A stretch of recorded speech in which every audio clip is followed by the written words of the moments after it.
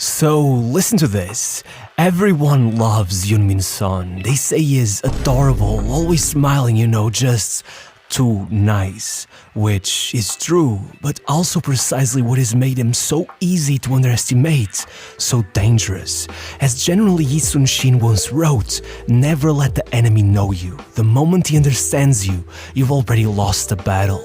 In the Japanese invasion of Korea, Yi Sun-shin never lost a single battle. At one point, he led his 13 ships to victory against a fleet of 200, and in his final battle, with his last breath, he ordered his own nephew to hide his body, take his armor, and carry on the battle in his place, so that his men would not be discouraged by his death.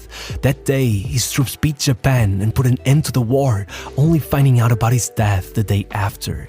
And I believe, in his own way, Heung-min's son has also mastered the art of war, because behind that smile, behind those tears, he's much tougher than anyone knows. Look, his father was forced to give up football at 28 following a career-ending injury, and only 2 years later, Son was born and made into a project baby. His whole existence was centered around football. There was no academy, nothing. His dad insisted he had to perfect the basics of passing, dribbling, and ball control before he was even introduced to shooting. This was no hobby, it wasn't meant to be fun. According to Son himself, any disobedience was repaid with extra training, at one point forcing him to do kick-ups with his weak foot for 4 hours straight, restarting the clock every time the ball hit the floor. In his own words, after about 3 hours I was seeing 3 balls, my eyes were bloodshot, the floor looked red. The stories he tells of his dad are so ungodly that for the longest time journalists had a hard time believing them. That was until years later, Son opened his own academy in South Korea, hired his dad as a coach, and was quickly hit with a child abuse lawsuit after his dad beat one of the kids with a corner flag. Regardless, no matter how awful his methods were, they worked. Those years made Son so incredibly two-footed. Van der Vaart has been quoted saying that, "I don't think even Son knows if he's right or left-footed," and the results were pretty simple. After only 2 years of academy football, Son was accepted into the infamous Made in Korea program and was flown out along 6 of the best young players in the country to a sort of apprenticeship at Hamburg. 5,000 miles away from home, Son binge-watched dubbed episodes of SpongeBob, trying his best to learn wherever German he could, hoping to fit in as he was relentlessly bullied for being Asian. 1 year later, only 2 of the kids who flew alongside him remained, and no one was offered a contract, not even Son. He even traveled over to England for trials at Blackburn and Portsmouth, but claimed he felt too scared being there on his own, so he ended up back at his hometown, and had it not been for the Under-17 World Cup, he could be an absolute nobody today. Instead, he went for it, scored 3 goals, including the goal of the tournament, a screamer from 40 yards out against host Nigeria, hogging the spotlight among young stars like Isco Morata and Mario Götze, forcing Hamburg to come running, trying to fix their mistake, bringing him back, and watching as he flew up their ranks, from the under-19s to the reserves and then the first team, all in the space of a year. In his first preseason, he was already racking up 9 goals, the most in the squad, at one point coming in for his mentor Ruud van Nistelrooy and making a mockery of John Terry and Carvalho to score against Chelsea. And on his first ever Bundesliga start, he was already breaking the 39-year-old record of Manfred Kaltz, becoming the youngest ever goal scorer at Hamburg. And then it just kept going. By January, he was being named the league's Rookie of the Year. FIFA listed him as one of the most promising players in the world alongside Neymar and Hazard, and he had everyone in Korea deeming him as the new Shaboom Kun. Arguably the best Asian player of all time, a 2-time UEFA Cup winner, Eintracht Frankfurt legend, and South Korea's all-time top scorer. But after a second preseason with 18 goals in 9 matches, yes, you heard that right, Son picked up a couple injuries that slowed him down, and then made one of the riskiest decisions a Korean player could ever make. He rejected a call-up to the Olympic Games in order to focus on club football. Look, with South Korea still technically at war with their neighbors, military service is not just mandatory, it's virtually impossible to escape and lasts 3 whole years. Even for top-class footballers, the only way towards exemption is either any medal at the Olympics or, specifically, a gold medal at the Asian Games, and trust me, with only one of those to their name since 1978, you cannot waste any chances you get. For some perspective, Lee Kyun-ho was named Asian Player of the Season and then drafted into the military the very same year, virtually ruining his career. But he actually got to play in the second tier for the Army's football team while he was there. Son, however, never completed high school, so he wasn't even eligible for that. Regardless, in the short term, I guess you can say his bet sort of paid off. He showed up towards the end of the season, scored 2 goals that saved Hamburg from relegation, instantly becoming a starter because of that, and then kick-started his third year with a man-of-the-match performance and 2 goals against Borussia Dortmund, eventually becoming the only ever Korean to hit double digits in one of the top 5 leagues, aside from none other than Shabum Kun, leading Hamburg within 3 points of an Europa League spot and attracting interest from United, Chelsea, Dortmund and, ironically, from Pochettino's Southampton, soon taking a move to Leverkusen and becoming their all-time record transfer at 10 million euros. However, as good as that sounded, I'm sure he reconsidered all of his decisions once he witnessed his own teammates take a bronze medal at the Olympics without him, all earning military exemption. Suddenly, even with Son impressing at Leverkusen, striking a hat-trick against his former teams just months into his time there and famously leaving his teammates stunned during their preseason tour in South Korea as 30,000 fans flooded a shopping mall they were in trying to get a picture with him. No matter what, it felt like he had let his one chance at a normal career pass him by. Throughout the season, more goals and records came. He clutched Champions League qualification for Leverkusen over summer, even played in the World Cup. But then, the club selfishly refused to let him go to the Asian Games, and just to rub salt on his wounds, his teammates took gold again.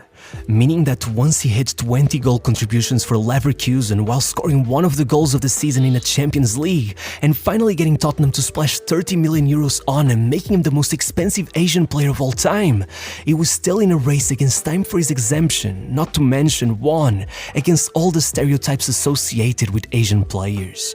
You see, European football always saw Asian players as one of two, either marketing gimmicks only brought in to sell shirts and attract Asian sponsors, or tireless title they've been so desperate for. But no, in his third year, more minutes came, but only at the expense of being pushed wider, though honestly, by then, that wasn't exactly the first thing on his mind. Not only did he have the World Cup in the summer, but right after came the Asian Games, his last chance to take a medal and be saved from military service, since before the next Olympic Games arrived, he'd have already turned 28, having no choice but to enlist. Look, the World Cup wasn't exactly the greatest omen. I mean, Son scored as they historically beat Germany, but they were out in the group stage regardless, and a month later, it was already time to play the most important tournament of his life, and let me tell you, he really played like his life depended on it. Having already scored the winner that put them in the knockouts following a disastrous defeat to Malaysia that forced them into the tougher side of the bracket, once in the quarters, they were up against Uzbekistan, who were up to 13 goals in 4 matches, meaning they were clearly not the favorites. Still, Son went in with an assist within 5 minutes, watched as they went behind 3-2, and then assisted another to go into extra time, finally making it through thanks to a penalty in the 118th minute. That's how close he got to shaving off his head and putting on a pair of military boots.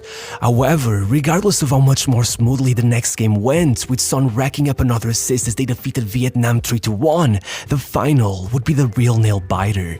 Going against their rivals Japan, holding out all the way to the final whistle without a single goal, and moving on to extra time where Son assisted 2 goals as they barely clutched a 2-1 win.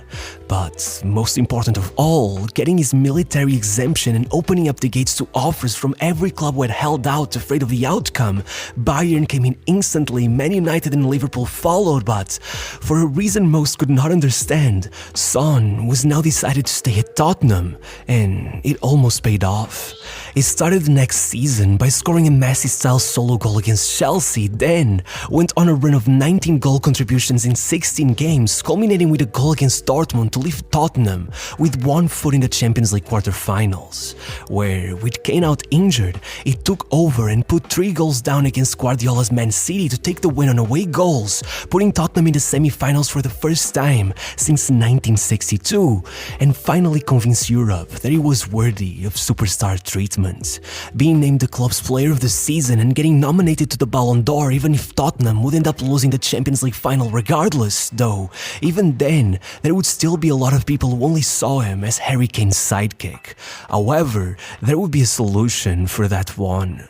With Pochettino shockingly getting the sack just 5 months after the final, Mourinho came in and flipped it all around, moving Son into the center and playing Kane behind him as a number 10, immediately leading him to some of his best ever performances, famously going past the entire Burnley squad before scoring what was literally the goal of the year, earning him the Puskas Award, as Mourinho nicknamed him Sonaldo Nazario.